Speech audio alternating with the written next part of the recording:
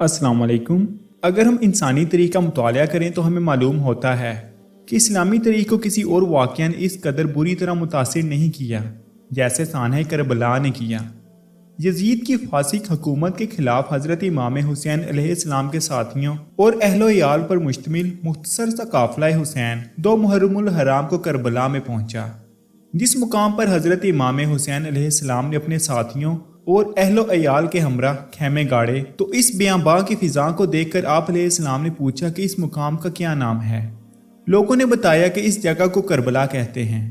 آپ علیہ السلام نے فرمایا بس یہیں خیمے لگا دو، یہی ہمارے سفر کی آخری منزل ہے۔ سرزمین کربلا پہنچتے ہی حضرت امام حسین علیہ السلام کو حضور اکرم صلی اللہ علیہ وسلم کے وہ فرمودات یاد آ رہے ہوں گے جو انہوں نے بچپن میں آپ صلی اللہ علیہ وسلم سے سنے تھے کہ میرا بیٹا میرا حسین سرزمین تخت یعنی کربلا میں شہید کر دیا جائے گا۔ اس لیے جب آپ کو علم ہوا کہ یہی سرزمین کربلا ہے تو آپ نے حتمی فیصلہ دیتے ہوئے اسی مقام پر ٹھہرنے کا ارادہ فرمایا۔ 3 محرم الحرام کو عمر بن سعد 4000 سپاہیوں کے ساتھ مقابلے کے لیے کوفہ سے کربلا پہنچا۔ 7 محرم الحرام کو حضرت امام حسین علیہ السلام اور ان کے قافلے پر پانی بند کر دیا گیا۔ 9 محرم الحرام 61 ہجری کو ابن سعد کا دستہ حضرت امام حسین علیہ السلام کے خیموں کی طرف آیا۔ آپ علیہ السلام نے حضرت عباس کے ذریعے ان سے آنے کا ارادہ معلوم کیا تو انہوں نے کہا کہ ہمارے امیر ابن زیاد کا حکم ہے کہ تم اس کی اطاعت قبول کر لو ورنہ ہم تمہارے ساتھ جنگ کریں گے۔ حضرت امام حسین علیہ السلام نے حضرت عباس رضی اللہ تعالیٰ عنہ کو کہا کہ ان لوگوں سے کہو کہ ہمیں 1 رات کی مہلت دے دیں تاکہ اس آخری رات ہم اچھی طرح نماز ادا کر سکیں، دعا مانگ لیں اور توبہ استغفار کر لیں۔ میرا اللہ خوب جانتا ہے کہ مجھے نماز، تلاوت، دعا اور استغفار سے بڑا قلبی تعلق ہے۔ ابن سعد کے دستے نے یہ بات مان لی اور قافلہ حسینی نے رات بھر اللہ تعالیٰ کی عبادت اور مناجات میں بسر کی۔ ابن سعد کے دستے کے واپس لوٹنے کے بعد حضرت امام حسین علیہ السلام نے اپنے ساتھیوں کو جمع کیا، اللہ تعالیٰ کی حمد و ثنا کی اور حضور اکرم صلی اللہ علیہ وسلم پر درود و سلام بھیجے۔ اور یہ سب کرنے کے بعد آپ نے اپنے احباب سے خطاب فرمایا جس میں آپ علیہ السلام نے کہا کہ میں نے کسی کے ساتھیوں کو اپنے ساتھیوں سے زیادہ وفادار اور بہتر نہیں سمجھا، نہ ہی کسی کے اہل بیت کو اپنے اہل بیت سے زیادہ نیکوکار اور صلہ رحمی کرنے والا دیکھتا ہوں۔ اللہ تعالیٰ تم سب کو میری طرف سے جزائے خیر عطا کرے گا۔ اگر تم میں سے کوئی جانا چاہے تو رات کی تاریکی میں چلا جائے، بے شک یہ لوگ میرے ہی قتل کے لیے جمع ہوئے ہیں۔ مگر آپ علیہ السلام کے ساتھی اپنے جذبات کا اظہار کرتے ہوئے عرض گزار ہوئے کہ نواسہ رسول ہم آپ پر اپنی جانیں قربان کر دیں گے۔ حضرت امام حسین علیہ السلام نے اپنے ساتھیوں اور اہل بیت کے جذبات سن کر انہیں اجازت عطا فرمائی۔ پھر آپ نے اپنے اصحاب کے ساتھ رات بھر نوافل ادا کیے اور بارگاہ خدا میں عاجزی و انکساری کے ساتھ مغفرت کی دعائیں مانگی۔ اس کے بعد اگلی صبح یعنی 10 محرم الحرام کا خونی آفتاب اپنے پورے جوش کے ساتھ طلوع ہوا۔ حسینی فوج کے 72 سپہ سالاروں نے یزیدی فوج کا ڈٹ کر مقابلہ کرنے کی ٹھان لی۔ حضرت امام حسین علیہ السلام نے اس مختصر ترین فوج کو منظم کیا۔ میمنہ پر زبیر بن قیس کو اور مصر پر حبیب بن مطہر کو متعین کر کے علم حضرت عباس کو مرمت فرمایا۔ جنگ کے آغاز سے قبل اللہ تعالیٰ کے حضور دعا کی اور اس کی نصرت چاہی۔ اس کے بعد اتمام حجت کے لیے دشمن کے صفوں کی طرف متوجہ ہوئے اور فرمایا کہ اے لوگو جلدی نہ کرو، پہلے میری بات سن لو تو مجھ پر تمہیں سمجھانے کا جو حق ہے اسے پورا کر لینے دو، اور میرے آنے کی وجہ بھی سن لو۔ اگر تم میرا عذر قبول کر لو گے اور مجھ سے انصاف کرو گے تو تم انتہائی خوش بخت انسان ہوگے، لیکن اگر تم اس کے لیے تیار نہ ہوئے تو تمہاری مرضی۔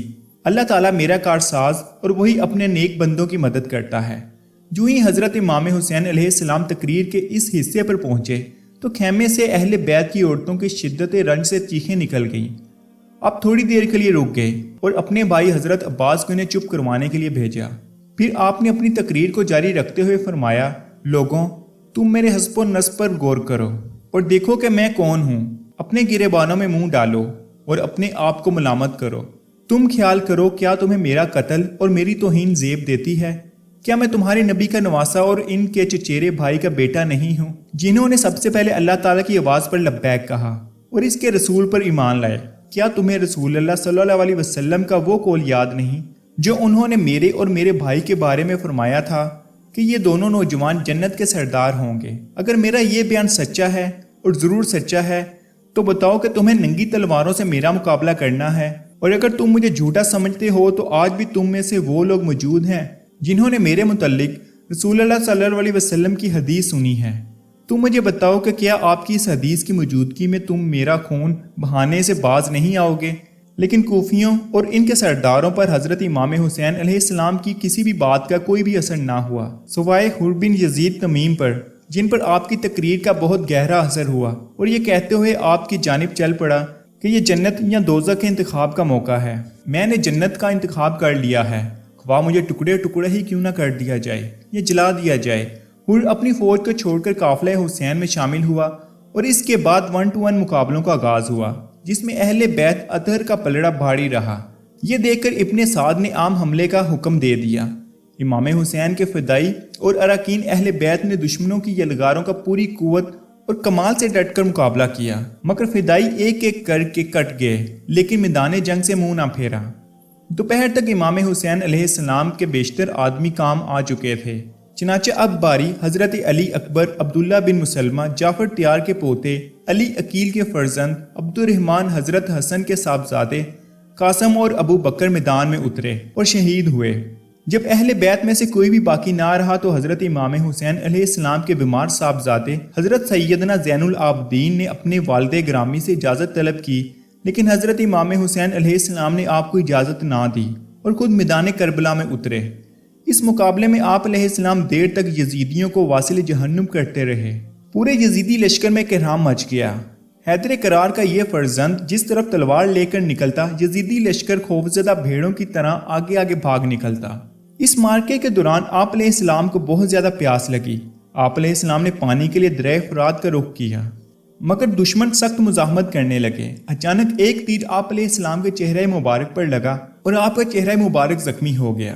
حضرت سیدنا امام حسین علیہ السلام نے دن کا طویل حصہ میدان کربلا میں تن تنہا دشمن کا مقابلہ کرتے ہوئے گزارا، اور دشمنوں میں سے کوئی بھی آپ کے مقابلے پر آنا نہیں چاہتا تھا۔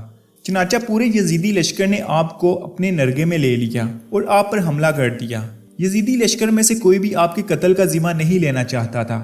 آخر شمر نے انہیں بھڑکایا تو آپ علیہ السلام نے پکار کر کہا کہ میرے قتل پر ایک دوسرے کو ابھارتے ہو، واللہ میرے بعد کسی بندے کے قتل پر اللہ تعالیٰ اتنا ناخوش نہ ہوگا جتنا میرے قتل پر۔ پھر شمر کے اکسانے پر یزیدی لشکر آپ پر ٹوٹ پڑا۔ زیرہ بن شریک تمیمی نے آگے بڑھ کر آپ علیہ السلام کے کندھے پر تلوار ماری، جس سے آپ لڑکھڑا گئے۔ پھر سنان بن ابی عمر نے آگے بڑھ کر آپ علیہ السلام کو نیزہ مارا، جس سے آپ علیہ السلام گر پڑے۔ آپ کے زمین پر گرنے پر شمر آگے کی طرف بڑھا اور آپ کا سر پیچھے کی طرف سے کاٹ کر تن سے جدا کر دیا گیا۔ حضرت امام حسین علیہ السلام کی شہادت کے بعد اہل بیت کے بقیہ افراد پر مشتمل قافلہ ابن زیاد کو کوفہ پہنچایا گیا۔ یہ سیاہ بخت انسان اس خستہ حالت میں بھی افراد اہل بیت سے انتہائی بدتمیزی سے پیش آیا۔ امام حسین علیہ السلام کا کٹا ہوا سر بن زیاد کے سامنے پڑا ہوا تھا۔ ہر خاص و عام کو محل میں آنے کی اجازت تھی۔ ابن زیاد سر مبارک کو دیکھ کر آپ کے لبوں پر بار بار چھڑی مارتا اور مسکراتا۔ اس موقع پر ایک صحابی رسول بن زیاد ارقم رضی اللہ تعالیٰ عنہ وہاں ایک کونے میں موجود تھے۔ ان سے رہا نہ گیا اور انہوں نے کہا کہ لبوں سے چھڑی ہٹا لو، اللہ کی قسم جس کے سوا کوئی معبود نہیں۔ میں نے اپنی آنکھوں سے دیکھا کہ رسول اللہ صلی اللہ علیہ وسلم ان ہونٹوں پر اپنے ہونٹ رکھتے تھے۔ یہ کہہ کر وہ رونے لگا۔ یہ سن کر ابن زیاد کے غضب کی کوئی حد نہ رہی اور وہ بولا کہ اگر تو بوڑھا ہو کر ستیاہ نہ کیا ہوتا اور تیری عقل نہ ماری گئی ہوتی تو میں تیری گردن اڑا دیتا۔ یہ دیکھ کر حضرت زید بن ارقم مجلس سے اٹھے اور لوگوں سے کہنے لگے کہ آج کے بعد تم لوگ غلام بن گئے ہو، کیونکہ تم نے فاطمہ کے لگتے جگر کو قتل اور ابن زیاد کو اپنا حاکم بنایا ہے، جو تمہارے نیک لوگوں کو قتل کرتا ہے اور بدوں کو نوازتا ہے۔ آج جہاں ہم حضرت امام حسین علیہ السلام سے محبت کا دعویٰ رکھتے ہیں تو ضروری ہے کہ سیرت حسین علیہ السلام پر عمل پیرا ہوں، اپنے ظاہر و باطن کو اس کی سیرت میں ڈھالنے کی کوشش کریں۔ باہمی رنجش اور فرقہ پرستی کو چھوڑ کر محبت و عمل کا نشان دین محمدی صلی اللہ علیہ وسلم کے علم بردار اور اسلام کی خاطر مٹ مٹنے والے بن جائیں، تاکہ نبی کریم صلی اللہ علیہ وسلم اور اہل بیت کے سامنے سرخرو ہو سکیں اور کہہ سکیں کہ اے حبیب خدا، ہم نے بھی آپ صلی اللہ علیہ وسلم کے نواسے امام حسین کی سیرت پر عمل کرتے ہوئے اپنی زندگیاں دین کی سربلندی کی خاطر قربان کی ہیں۔ دوستو اسلام کی تاریخ میں یہ ایک ایسا واقعہ ہے جو کہ ہمیشہ یاد رکھا جائے گا۔ میں امید کرتا ہوں کہ آپ کو یہ ویڈیو ضرور پسند آئی ہوگی۔ اگر آپ کو یہ انفارمیشن اچھی لگی تو آپ اس کو شیئر ضرور کیجئے گا، اور مزید ویڈیوز کے لیے آپ لوگ ہمارا چینل سبسکرائب کرنا مت بھولیے۔ میں ملوں گا آپ سے ایک نئی اور دلچسپ ویڈیو میں، تب تک آپ سب لوگ اپنا خیال رکھیے۔ اللہ حافظ۔